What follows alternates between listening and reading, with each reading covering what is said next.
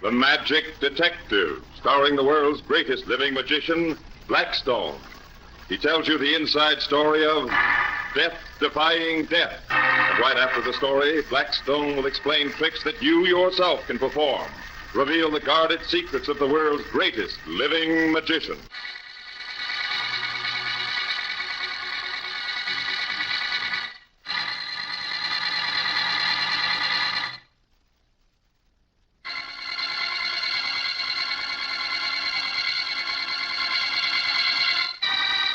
Now stand by for Blackstone, the Magic Detective.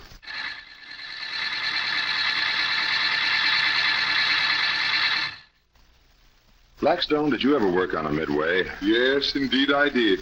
Years ago. Lots of magicians start out that way, working carnivals and country fairs.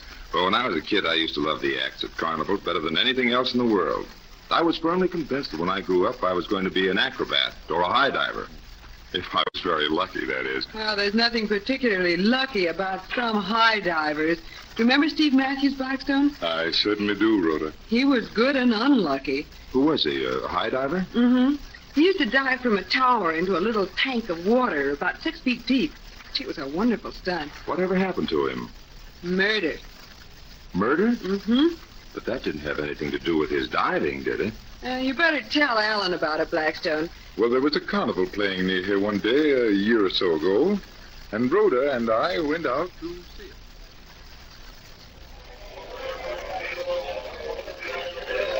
Hurry, hurry, hurry! You're just in time to see the death-defying, miraculous dive from the high car into a small tank of water. Oh, let's see that, huh, Blackstone, huh? Okay, if you want to, Rhoda. There is now at the top of the tower, the one and only, the daring Steve Matthews.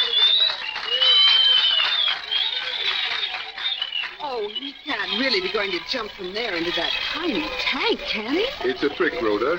Don't worry. Well, that must be a darn good trick. That water isn't over 6 feet deep. He is resting now, ladies and gentlemen. Watch and watch.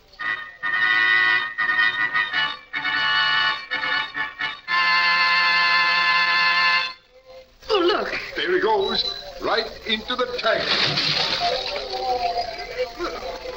Why didn't he come out of the tank, Blackstone? He'll drown if he stays underwater any longer. I don't know.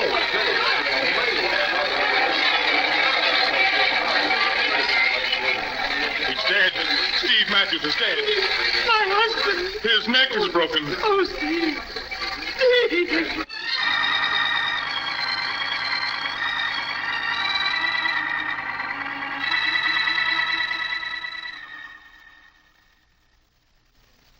I want to see Mr. Blackstone, please, miss. Why, yes, Mrs. Matthews, come right in. You know me?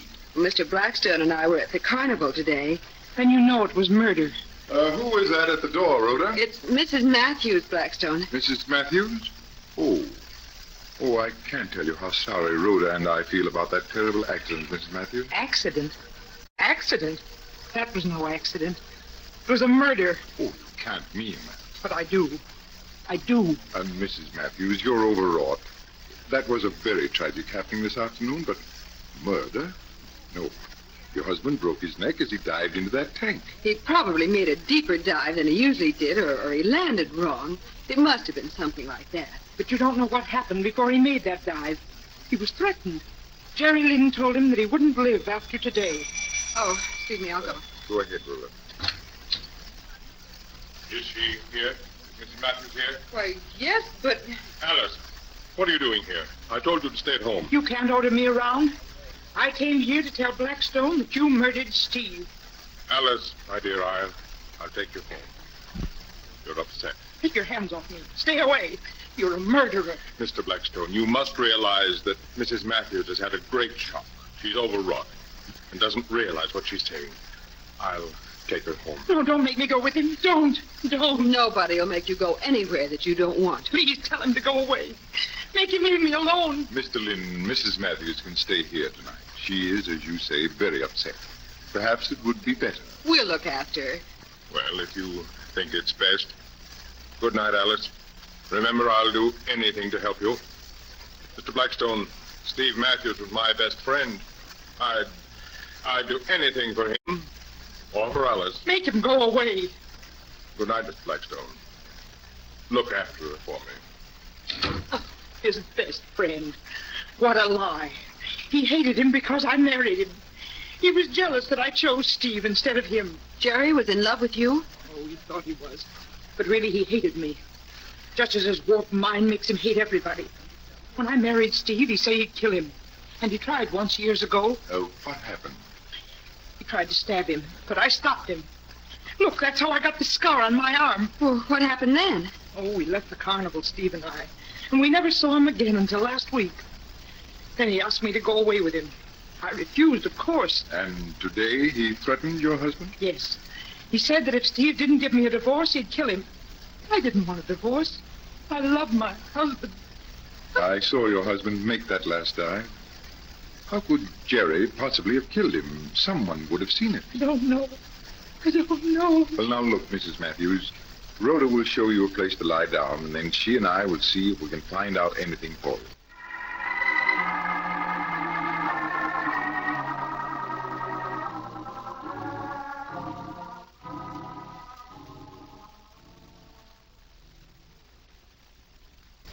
Oh, golly, it's spooky here at the carnival this late.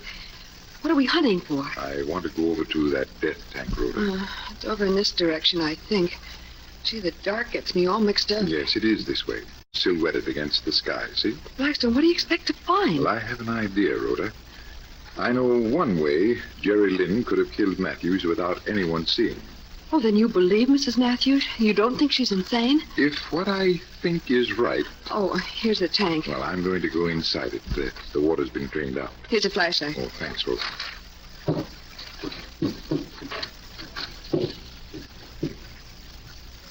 I was right, Rhoda. It's murder. Shh, quiet. I hear somebody moving. Stay where you are, Rhoda, Oh, friend. Mr. Lynn. I got you covered. You'll never get away from here alive. But I haven't done anything. I don't know anything. I just came for a walk, that's all. Where's Blackstone? Well, he's at home. Yeah, he stayed home with Mrs. Matthews. That's what he did. I don't believe you. Well, it's true. Pick up your hands, Lynn. Look out, Blackstone. He's got a gun. And so have I, in his ribs. Drop yours, Lynn, or I'll have to pull the trigger. And now we're going to take a little trip to the police.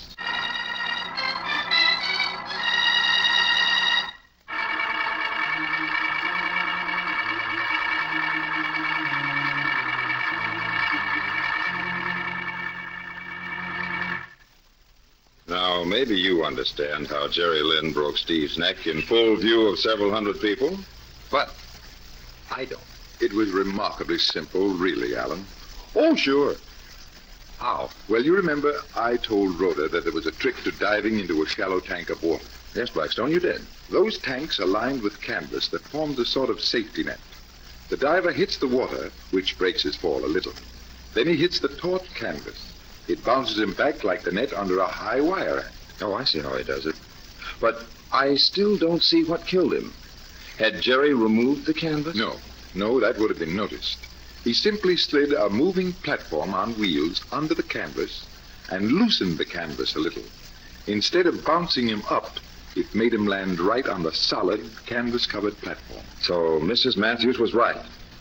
But tell me, how did you ever know about the canvas trick? Well, Alan, I'm a magician, remember? And it's my job to know all kinds of tricks. That's a part of my magic. And so, another mystery was solved by your knowledge of magic. Right, Alan.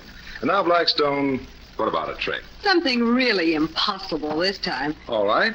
Let's begin with a dollar bill. Your own, I hope. My own, since you insist. And next, I want an empty glass. Here's one. Will this do, Blackstone? Yes. Set it... you set it down too soon, Alan. I wanted you to rest it on the dollar bill while it's standing on edge. On the edge of a dollar bill? That's impossible. No, it isn't.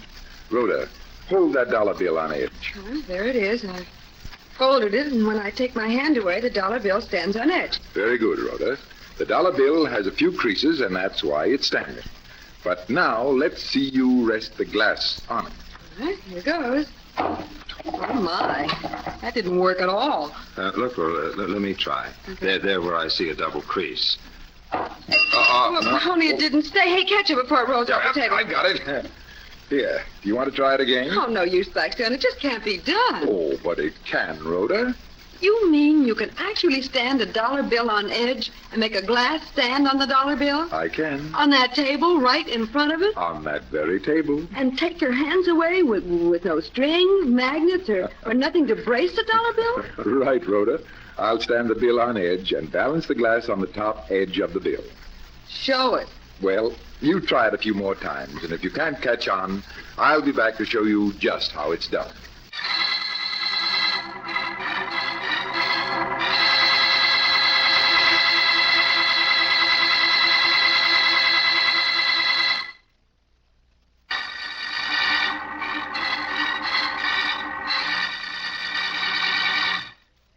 Here's your dollar bill, Blackstone. You mean you figured out the trick, Rhoda? Oh, no. I guess you've got to show me how it's done.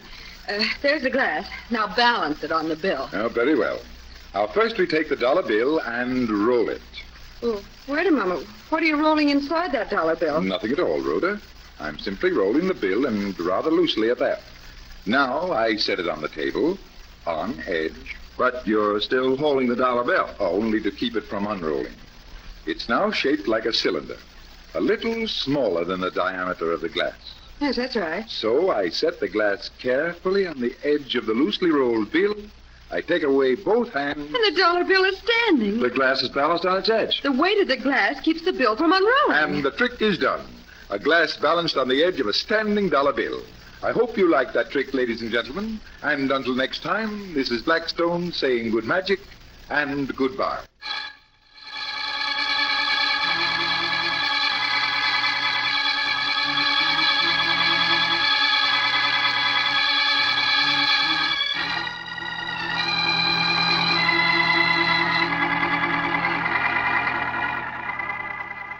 Be with us next time when the world's greatest living magician, Blackstone, tells us the story of the criminal who caught himself and explains more tricks that you yourself can perform. Listen in again to Blackstone, the world's greatest living magician.